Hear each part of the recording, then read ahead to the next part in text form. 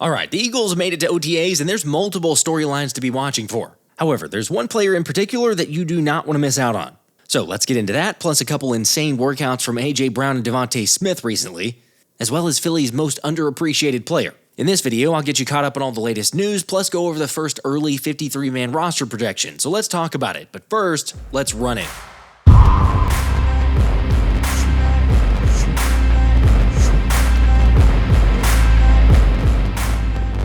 What's up, guys? It's crazy because we're almost into June, but that also means that we've hit the Eagles' OTA dates. FYI, the official schedule for Philly's OTA practices are 6 different sessions on May 27th and 28th, May 30th, June 2nd and 3rd, as well as June 5th. Don't worry, I get it, those dates are all over the place, so I'll keep you posted on everything that happens as soon as they get a practice in. Now, it's at least noteworthy to point out that the NFL teams are technically able to conduct 10 days of OTAs. However, as you'll note from the dates I listed, that's only 6 of those 10 days that Nick Sirianni chose to go with, as the head coach cited trying to strike a perfect balance between getting in the work but not overdoing it, especially this early before training camp. Plus, no actual live contact is permitted anyway, so I'm not concerned about a couple days off. Although don't get me wrong, I'm hyped to get a glimpse of what the new guys are going to bring to this year's team. High five me, we're back. Considering Jihaad Campbell might not be ready to go at full speed yet, Andrew Mukuba is certainly going to be the player I'm watching. AKA the dude that former Packers cornerback Bernard Blake described as a guy who will knock your chin strap off. Granted, that won't be this week because of the no live contact part, but they can have 7-on-7s, 9-on-7s, and even 11-on-11 drills. So I'm just saying, keep an eye out because it wouldn't be a surprising aspect to see, especially with those types of drills. Drew Mukuba, his ability, his talent would certainly turn some heads. Especially with the Rook's former safety coach Blake Gideon saying Mukuba is well-versed at understanding pre-snap alerts and varying responsibilities on defense. Which is probably why Gideon revealed that, get this, more than a couple NFL coaches told him they felt like Drew was one of the best safeties, if not the best in this year's draft, but also the last 3 drafts combined. You're making that up. That's not even it. I don't know. That's what he said, but yes, I'm with those of you that say pump the brakes. Maybe we should hold off on it a little bit. However, at least think back to the fact that Cooper DeJean started turning heads and kind of the hype built up around OTAs last season. So, if Drew Mukuba does that, we're not saying he's the next Cooper DeJean, but just keep an eye out for him. Of course, the fact that we're talking about a dude who has other scouts and draft analysts comparing him to shades of former Patriots All Pro Devin McCourty, CJ Gardner-Johnson, or even a blend of Colts safety Bob Sanders and Seahawks safety Earl Thomas, it's hard to not think about the possibilities for Vic Fangio's defense. Because I'm telling you, the more film I watch on this guy, he just has that it factor. Honestly, all it comes down to for me is if he puts the work in and stays bought into Fangio's scheme, then he's going to end up being a consistent playmaker in this defense. Plus, let's just say this, being able to learn against an offense that features playmakers on that side of the ball is priceless. Because not only will he learn on the field, but it's also the leadership and drive from all the guys that's so infectious. For example, like DeVonta Smith, who uploaded some workout videos on his YouTube channel as a preview for what he's been getting after this offseason.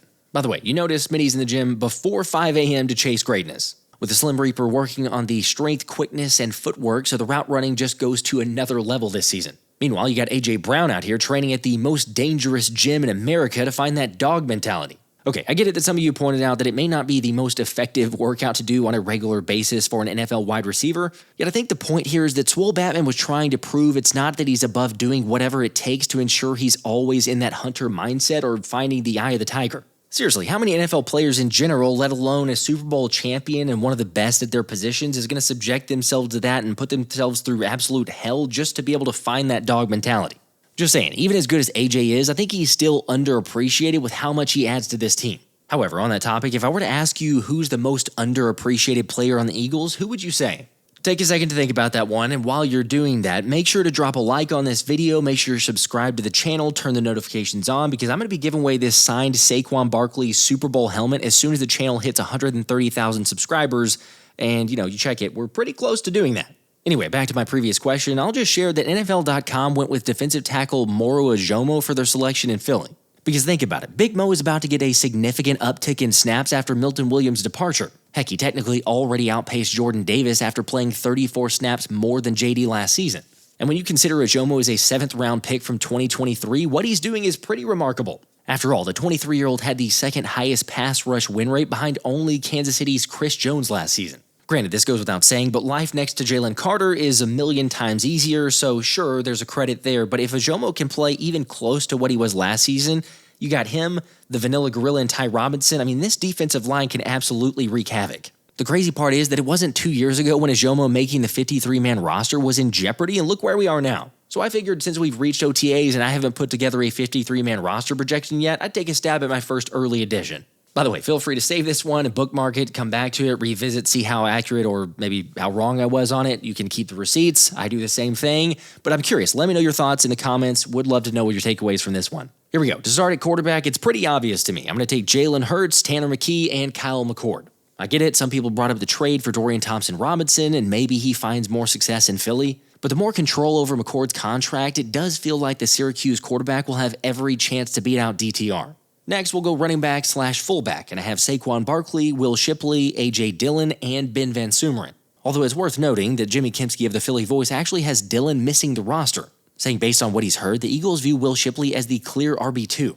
And that even though they added Dillon early in free agency, it's true that he missed the entire 2024 season with a stinger. So with a veteran's minimum contract, Kempski believes the Birds could potentially sneak him back on the practice squad. Well, agree to disagree.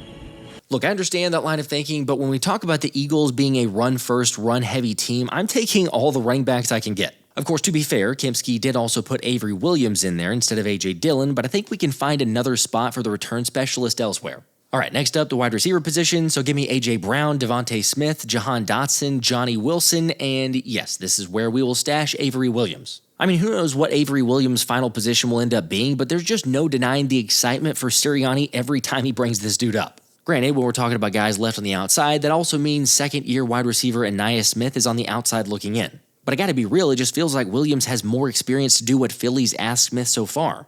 Plus, I'd expect the Swiss Army knife aspect of Williams' game to only increase as the season goes along.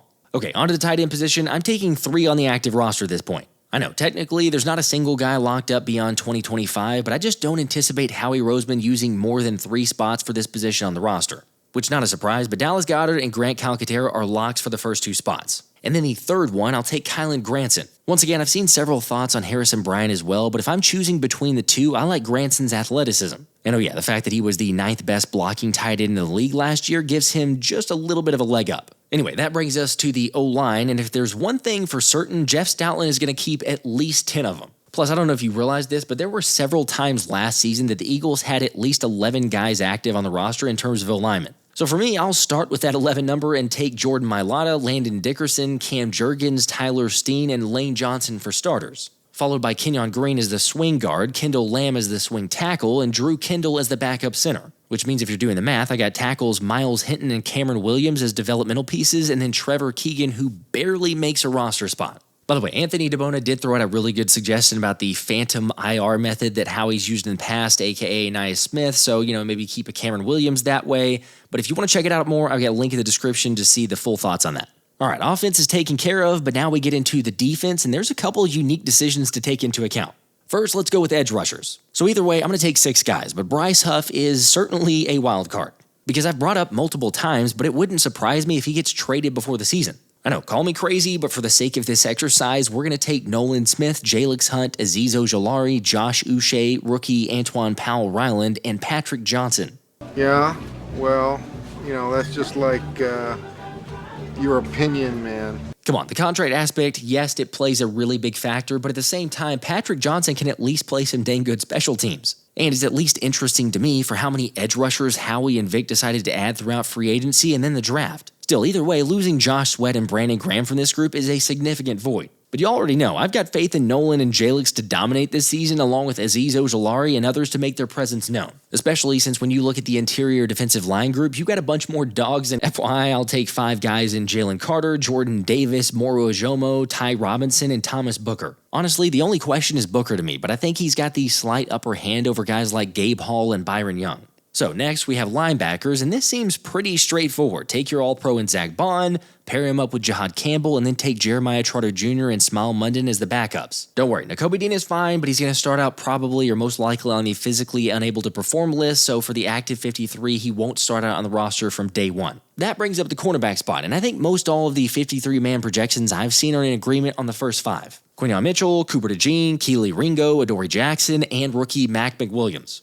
The argument becomes, and it feels like we say this the past couple seasons, do you keep Eli Ricks or do you cut him? Personally, whether you're a fan of Pick 6 Ricks or not, I just think Howie Roseman is too big of a fan of him to let him out the building. Plus, let's not forget Howie's continued to remind that you can't have enough players in the secondary either. Anyway, you can tell where this thing's headed. Give me Pick 6 Ricks for that 6th cornerback spot. Which, yeah, at the moment, that means I'm taking 3 players for the safety spot. Reed Blankenship, Andrew Mukuba, and Sidney Brown. I mean, I debated Tristan McCollum here, but I think those are the 3 to lock in, and then the 4th could potentially happen if they brought in a guy like Justin Simmons. But for now, stick to 3 there and 3 guys on special teams. Kicker is Jake Elliott, punter Braden Mann, and long snapper Charlie Hewlett after the Birds decided to move on from Rick Lovato. So there we go, the first 53-man roster projection for the season. It won't be the last one. This probably will be the most inaccurate, but we at least had to put it out there right ahead of OTAs. Always like to do this every year. You guys let me know your thoughts in the comments. Also, give me your boldest take, a boldest one of either a player to make the roster or miss the roster.